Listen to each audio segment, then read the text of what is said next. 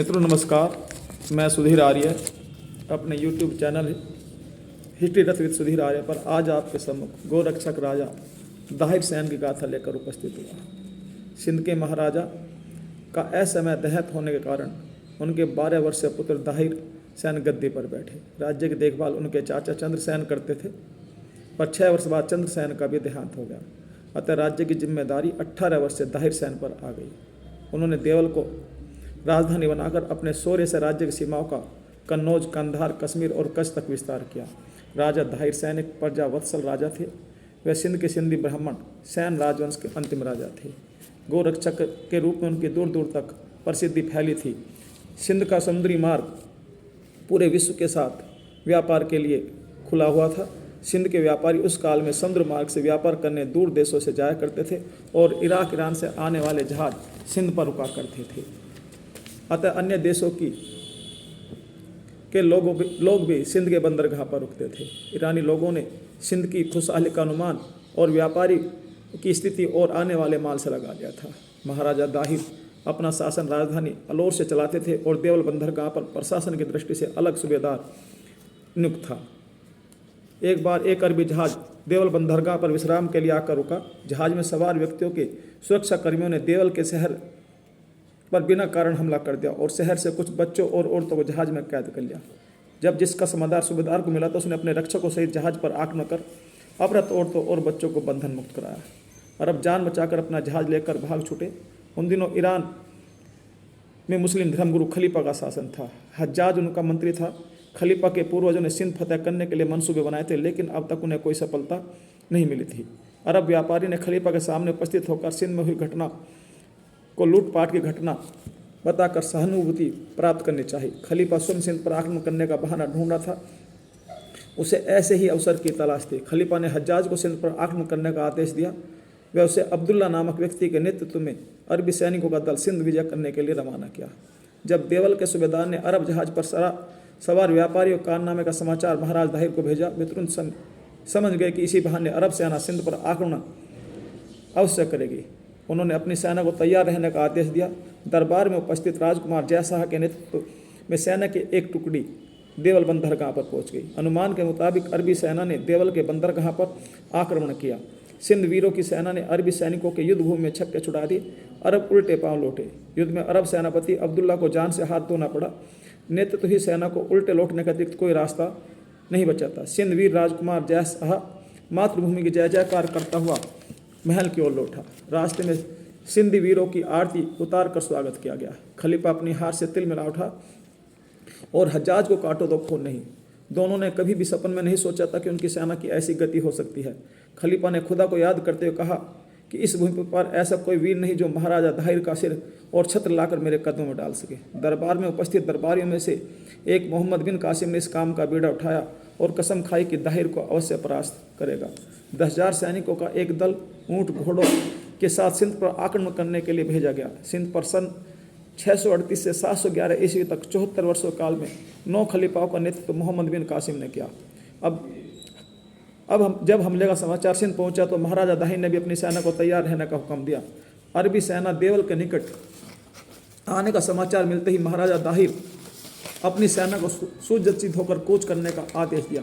सिंधी वीरों ने राजकुमार जयशाह के नेतृत्व में युद्ध भूमि की ओर प्रस्थान किया।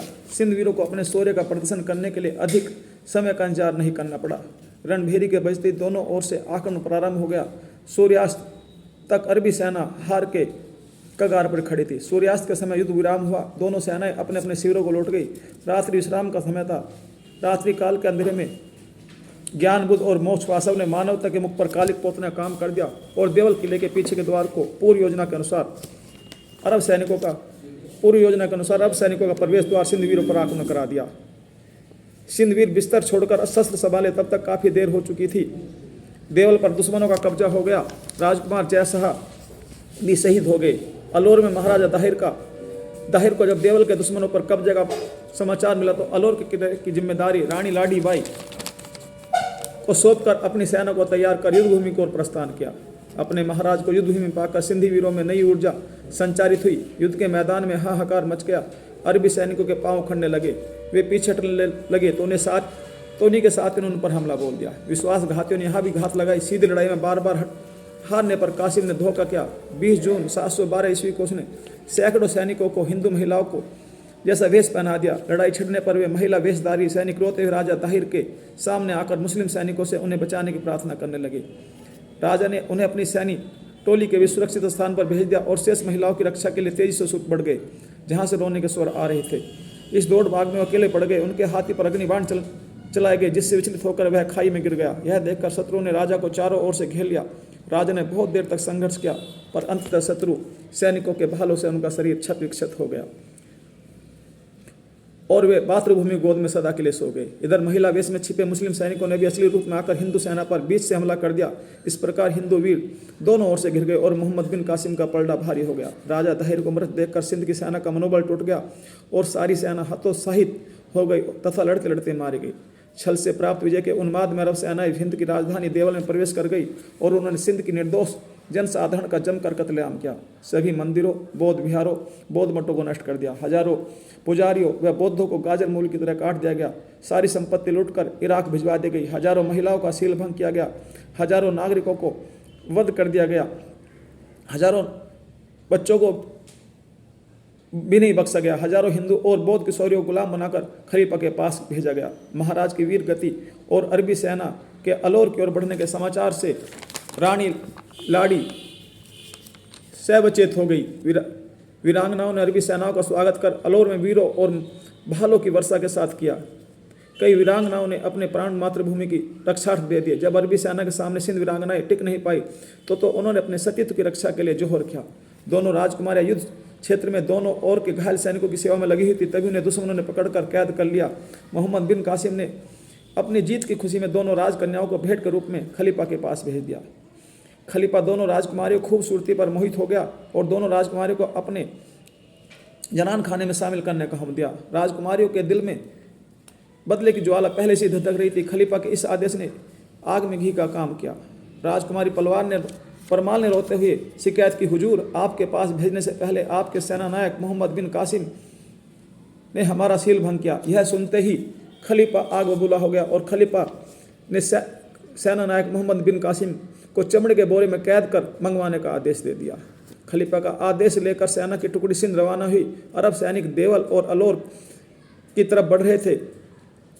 खलीफा के आदेश ने उनके कदम रोक दिए। मोहम्मद बिन कासिम को चमड़े के बोरे में कैद कर खलीफा के सामने पेश किया गया। हज्जाज ने मोहम्मद बिन कासिम को कैद करके लाए गए सैनिकों से खलीफा के आदेश पर सेनापति के व्यवहार के दास्तान सुनाने का आदेश दिया। सैनिकों ने बताया कि हुजूर, सेना नायक ने घुटने टेककर हुक्म पर अपना सिर झुका दिया। उन्होंने इसके हाथ पैर बांधे और मुंह बांधकर बोरे में बंद कर दिया। रास्ते में कहीं इसे अपने प्राण छोड़ दिए वाक्य सुनकर ही खलीफा दंग रह गया। उसने गुस्से में दोनों राजकुमारी से सच बोलने का आदेश दिया। प्रसन्न मुद्रा में खड़ी राजकुमारी सूर्या और परमाल ने कहा कि हमने अपने देश पर आक्रमण करने वाले और हमारे माता पिता और देशवासियों के कातिल से अपना बदला ले लिया। खलीफा ने दोनों राजकुमारियों को कत्ल करने का आदेश दिया। जब तक अरब सैनिक उन तक पहुंचते अपने कपड़े में छुपाए खंजर को निकाला और दोनों बहनों ने एक दूसरे को पेट में घोंपकर आत्म बलिदान दिया। एक परिवार की अपनी मातृभूमि पर बलिदान किया गाथा इतिहास के पन्नों में स्वर्णिम अक्षरों में अंकित है। जय हिंद।